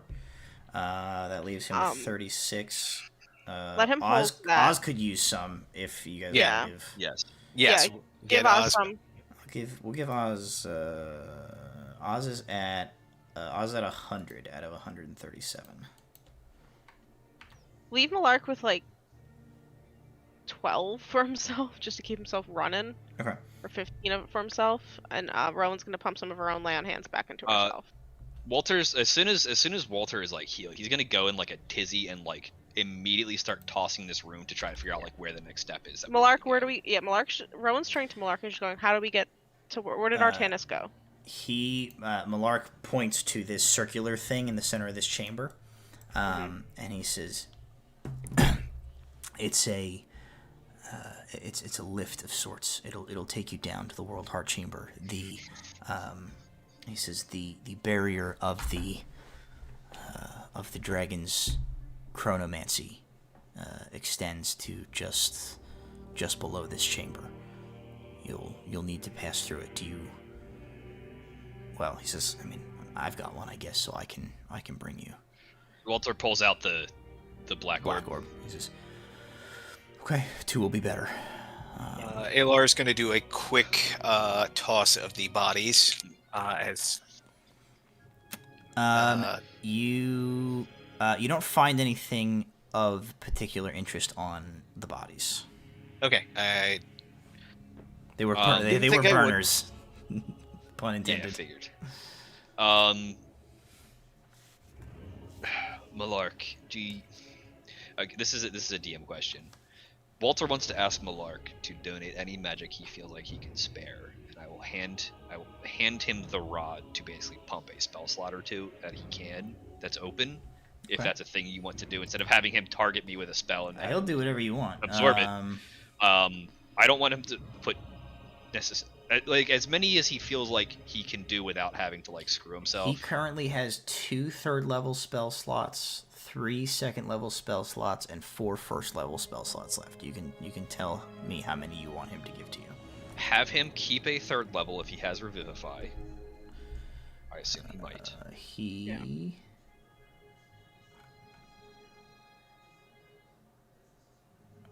Maybe, I don't know. I'd have to go look through his. I will take a 3rd level spell slot, a 2nd level spell slot, and 2 1st level spell slots. Okay. That leaves him with at least one of each. So he's got 2 1st levels left. He's got 2 2nd levels left, and he's got 1 3rd level left. So that gives me 7 spell levels of spells in this rod. Because I'm tapped. I have no ability to cast spells without this rod right now, and this spellcaster didn't target me with anything direct. So I was like, okay, so I will notate that. Then Alar looks around. All right, how we activate this stupid thing? He says if everybody just piles on, it'll. You'll see. That's hard to describe. We're behind again. Yeah, I need to get down there. Let's go. Let's just go. Everybody piles in. Let's go, girls. Jam Alrighty. You pile onto this platform in the center. As you guys step onto it, you see like glowing runes like illuminate around the circumference of it, and a like semi-translucent, like arcane holographic, like essentially like control schema appears in front of you, and Malark kind of goes over to it, and he like hovers his hand over like a particular symbol, and he goes, "This is the one that they used when we went down the first time. Everyone should either hold hands or be in contact. The barrier for the chronomancy, if you're not included in the sphere of protection from the dragon orb, you'll get time stopped." Okay, and yep, hands on shoulders. He pushes the sigil, and you feel the platform begin to descend. After a few seconds, like the barrier of the time stop hits you all at once, as like the bottom of the elevator like drops through it, and as soon as it connects with you, you feel like everything begin to go like move as if like time is passing through like a tube sock full of molasses, and you slow down, and from the orb mounted in Malark's chest piece and the one, Walter, that you are holding, there is like a resonance that begins to counteract the magic at work here. A working of great draconic chronomancy is bypassed and unwoven by the magic of a like presence. Something about these orbs of dragon kind seem to be able to like make themselves immune to the magic of their own kin.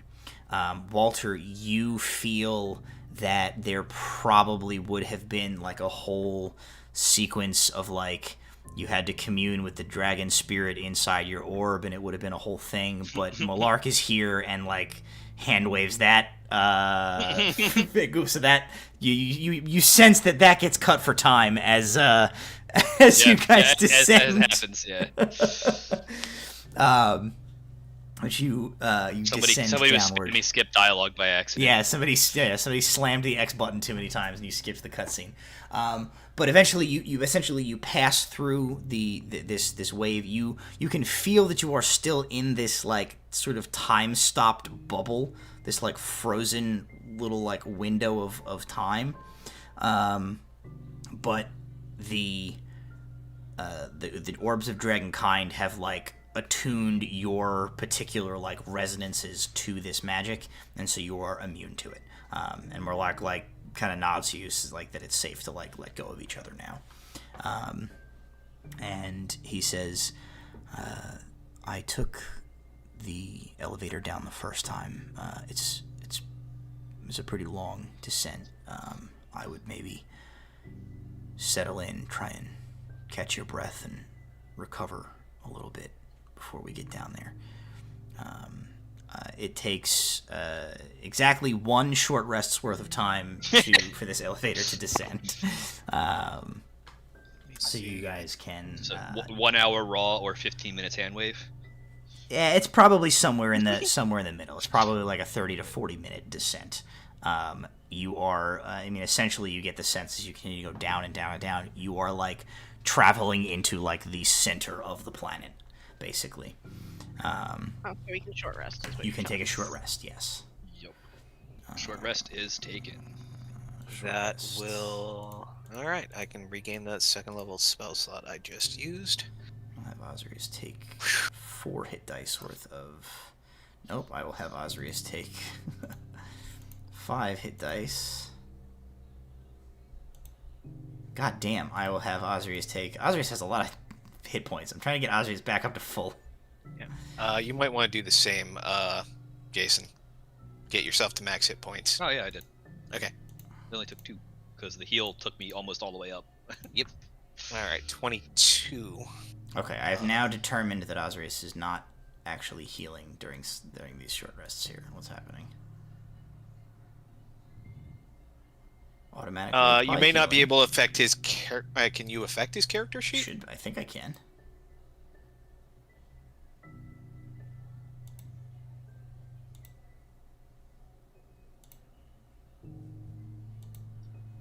I know with most other character sheets I can look but not touch. Well, he's registered as the DM. Yeah, I have the fair ability. enough. I don't know. I'm gonna use 1, 2, 3, 4, 5.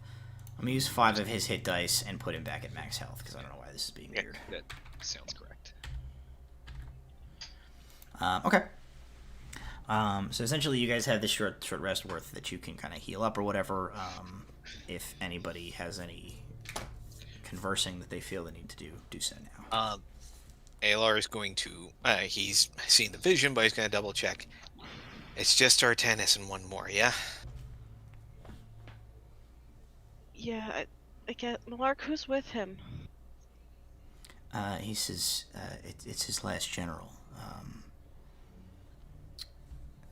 I think her name is Lohengrin.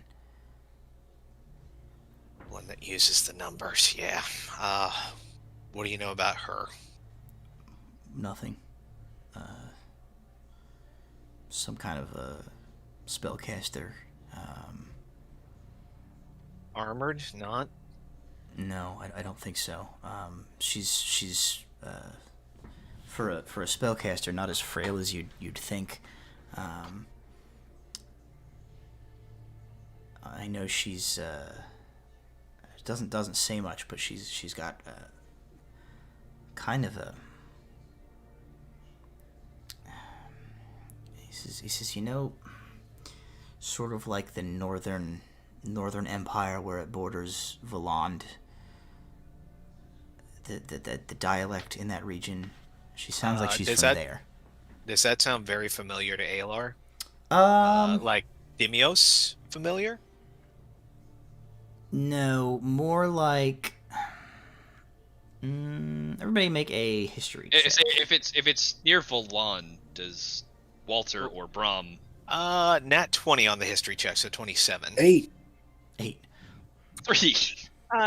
19. So. Okay. So there's not like a huge puzzle here. Like it would be like he was like, yeah, she's kind of from Boston. Like you sort of know the region he's talking about. You know, like you know kind of the dialect. Brom, it is like even with your 3, like that's sort of where you're from. It was an 8. Or you're 8. Walter got a 3.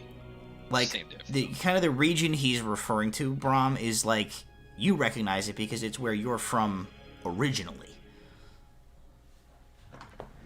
Did she carry any weapons on her? Not that I saw. Okay, possibly not a blade singer. Could be a sorcerer. Could be a wizard.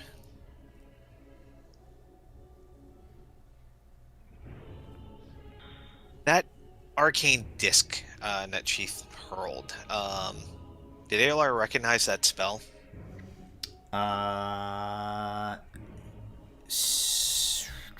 Arcana check is dirty 20.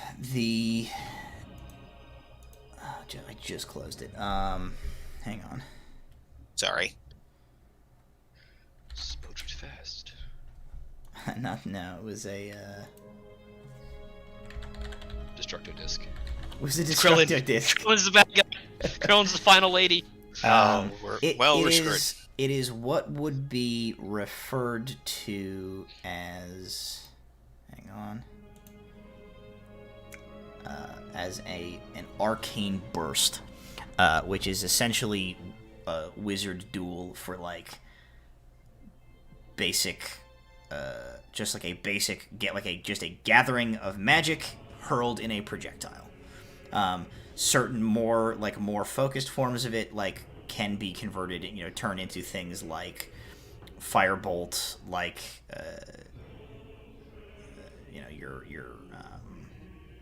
Chill touch. this is just a slug of magic gathered and hucked, and it would be referred to as an arcane burst. That tells me nothing. All right. Other than she can cast spells, including cantrips. So, Mark, what do you know about what they have to do down there? He says, the goal has always been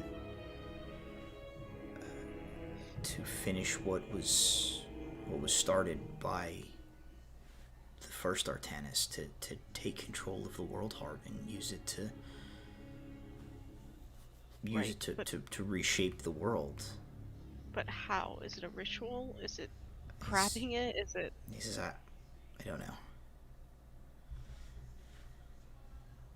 Hope to the gods it's something that takes a long An hour? time, because longer than that. They're in there. I know, Alar. I know. I'm making a joke about time. Rowan just puts her head back against the elevator wall, essentially, and is just standing there like, oh god, how the hell did we get here? After a while, as you guys are nearing the bottom of the descent here, Malar kind of sidles over to you. He's been very quiet this whole time, unless directly talked to. He comes over and he says, Rowan, I wanted to say that I don't know what's going to happen down there, and I know what you said up top about, that if I died down here helping you stop this, then that was fine, but I also know you, and if it comes to it,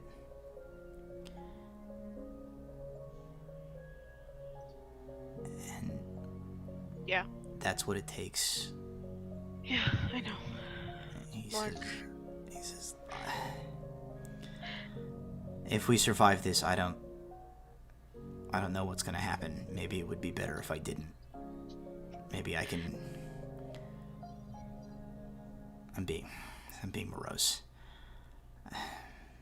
Oh, how new. He says, just if it comes to it and somebody needs to throw themselves on that sword. Yeah. Let me make you do a it. deal. It's the least I can do. I'll make you this deal. If it comes to it, I won't save you over Nigeria. I can't promise I won't try to follow. If it means that I also help save Assyria. I don't have a home. I'm not saying my home is with you anymore because our whatever was destroyed. If we get out of this, we have a lot to sort out. But yeah. Like we've always done. Like we've always planned. Go down swinging. He nods. And Assyria. he knocks you on the pauldron. Alar's gonna sit down next to Walter. My mother's in Festin House with Mr. Trolleyweather.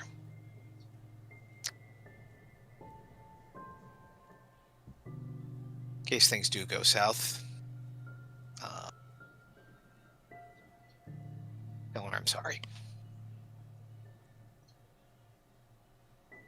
And Walter's I gonna will- like open his book of shadows, and he's gonna tap on Alar's name. just in case that doesn't work, and I will. God to help it, I don't have to, but I will tell Ruby.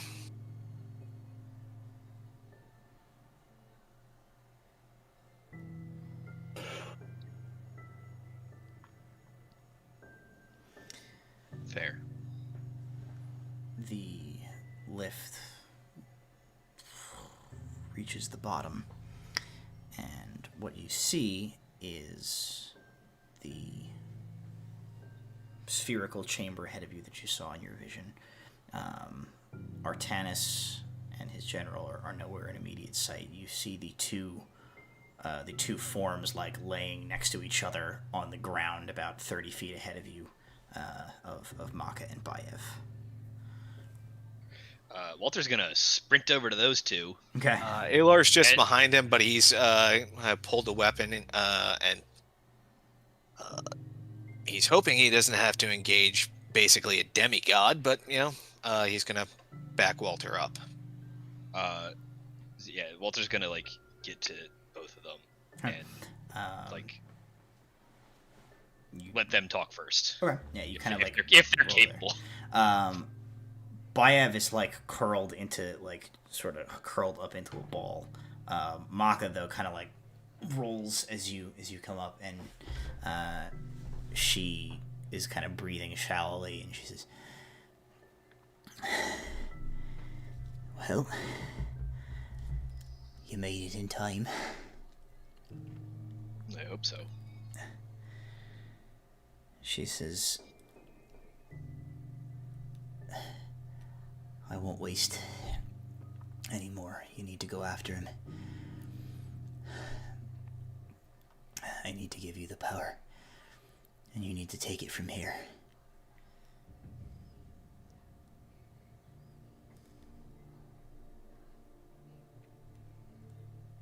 Walter's just gonna hold out his hand. Okay. She like reaches up and sort of like grabs your arm, and her hand like slaps over the brand on your forearm, and you feel like your blood instantly go like ice cold, and you feel the power begin to transfer between you. You feel the power willingly travel from Maka into you. You feel it less so coming from Bayev, who like kind of like struggles on the ground a little bit, but you feel like through Maka's will, like her piece of the power is pulled, and you feel a third piece of this power.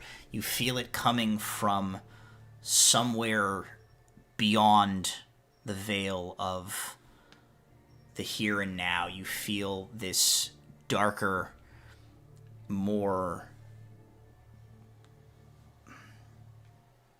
well, there's no other word for it, more gray third of this triad come and enter into you through this this connection. And you level up. You feel that you are now immortal. And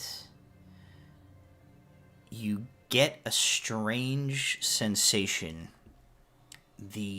That other piece, the piece that you've always been more aware of, the tether of power between you and Moxum, you almost feel like the polarity reverses. Always like you have been borrowing power from Moxum. But you realize that in a way, as the power of the Morrigan transfers into you, you feel that you now possess a piece of the power that Moxum originally claimed. And so he is still connected to you, but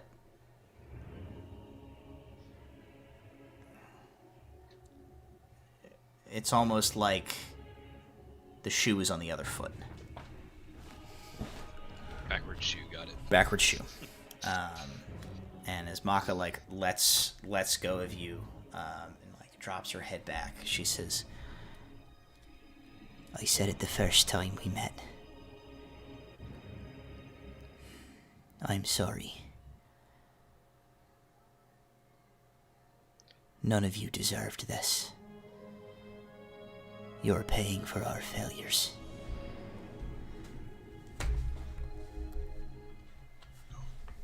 Better to have the opportunity to fix it than to never know it was happening in the first place.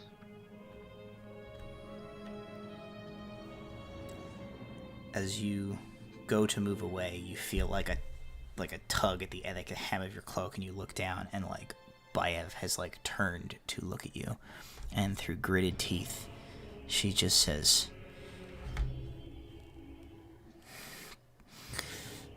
"Kill him."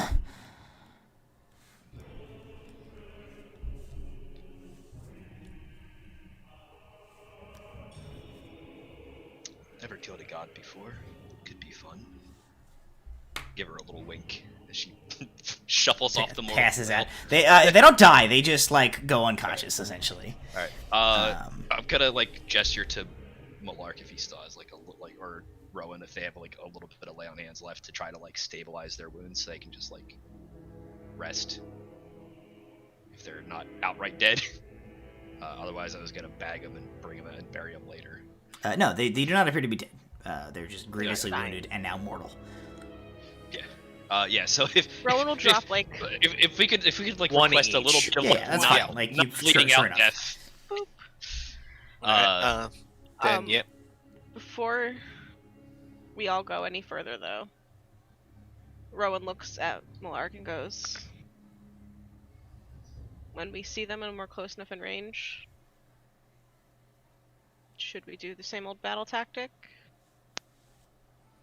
And to them, that always meant that they would cast Bless, so that everyone in the party would be covered.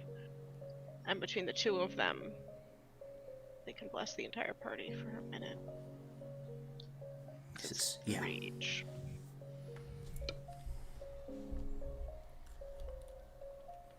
That's Alright. the plan. If he still has that. Yeah, So. you can do that. It's All first right. level, so it's not asking too much out of it. Just a little D4, can't hurt nobody to try to help for a minute. If we're gonna be going into this. Okay then. And you guys heading in? I am choosing something real fast.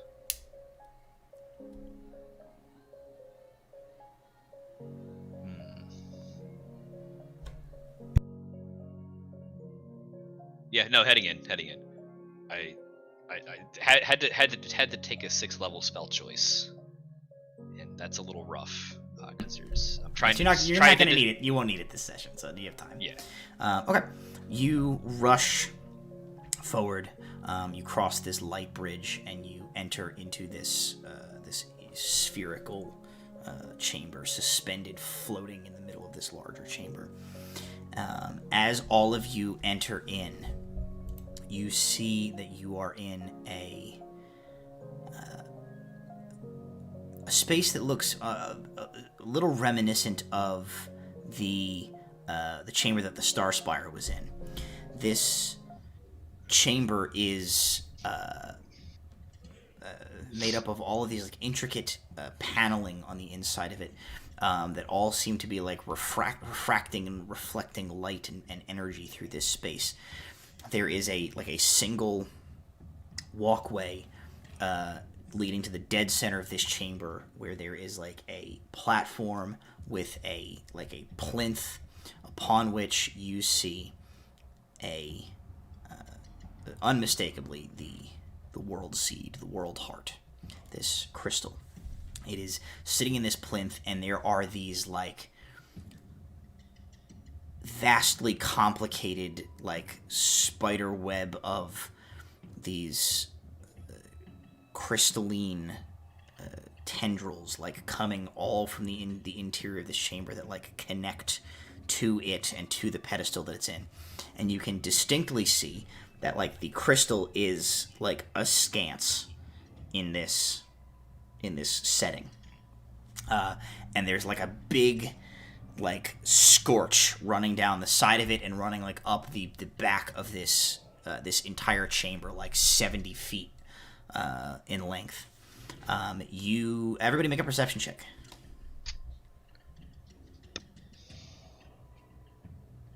25. 19. 18. Oh, sorry, wrong character. 4.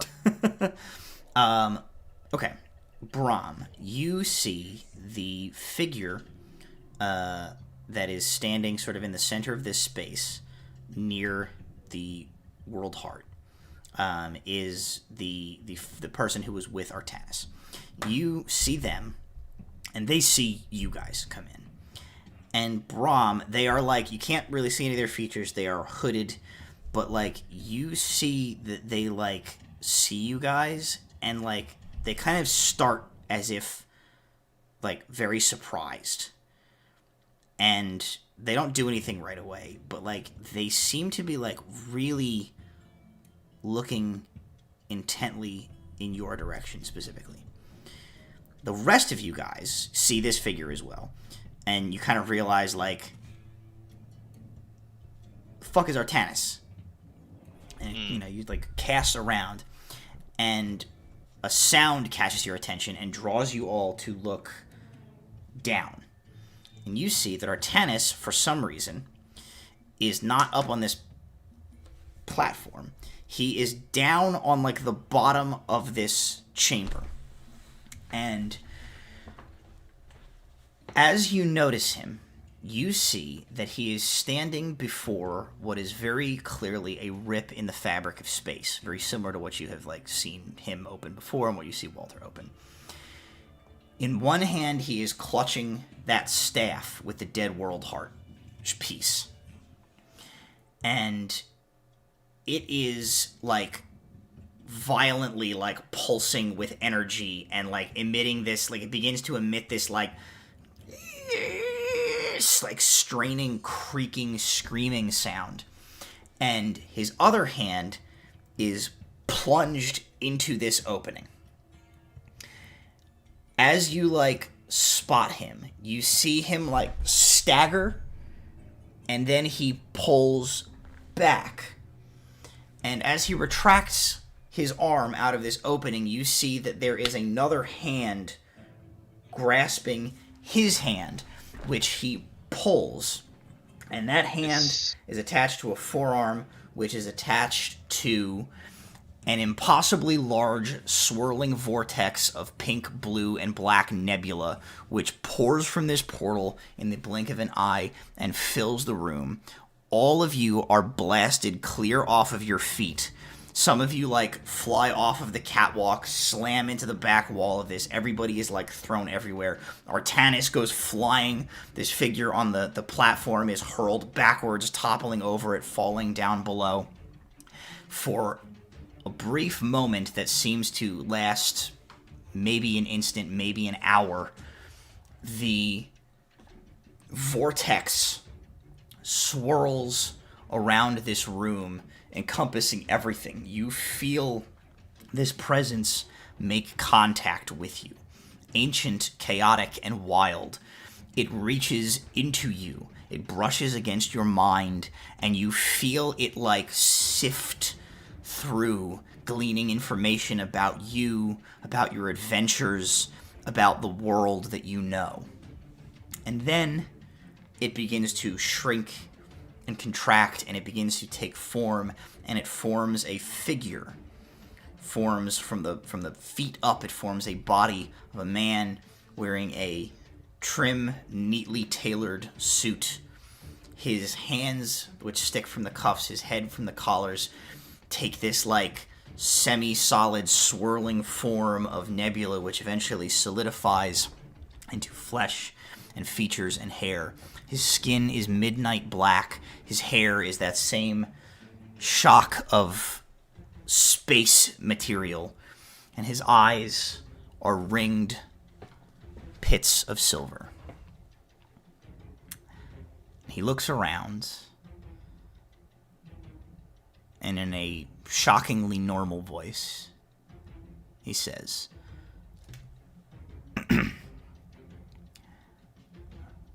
"I'm sorry for that little outburst. I just needed a minute to get my bearings." And that is where we end tonight's session. There's the god. I say, if it wasn't for the fact that was definitely like the scene, I was like, Walter's gonna try to use his world seed to shut that portal while this man's arm is in it. Like, just shut the button. Give Close him the old door. Gale. Turn it off, turn it off, turn it off, turn it off. Oh yeah, no. If Alrighty. there had been a chance, Aylar would have been like, nope, throwing a knife. Well, that is our session for tonight. So we will leave you with that. Everybody who is at home, thank you for joining us tonight. I don't know what... I haven't been keeping up with the chat. I don't know what fart noises was in reference to, but there you go. Thanks about fart noises. But thank you guys for hanging out with us. We will be here next week, same time, same place, on Tuesday for the penultimate episode of our campaign. I'm shooting for 2 more. The Pendragon Ultimate. This was the Pendragon Ultimate episode. Next week will be the penultimate. Oh, good, no dragons. I'll leave you with this. This is a thought that I've had over the course of the past few weeks. A missed opportunity. He came up several times within the campaign. He appeared in our last session. We said his name a whole bunch of times. And at no point did anybody think to say, Palamides nuts. I said it. Did you? I said it. I 100% said We said it. Yeah, we said it. We both said We it. said it after he We ended a session by Brahm saying Palamides nuts. Oh, good. Okay. 3 weeks ago. Well, then all is right in the world. Yeah. See you next week, everybody. Bye.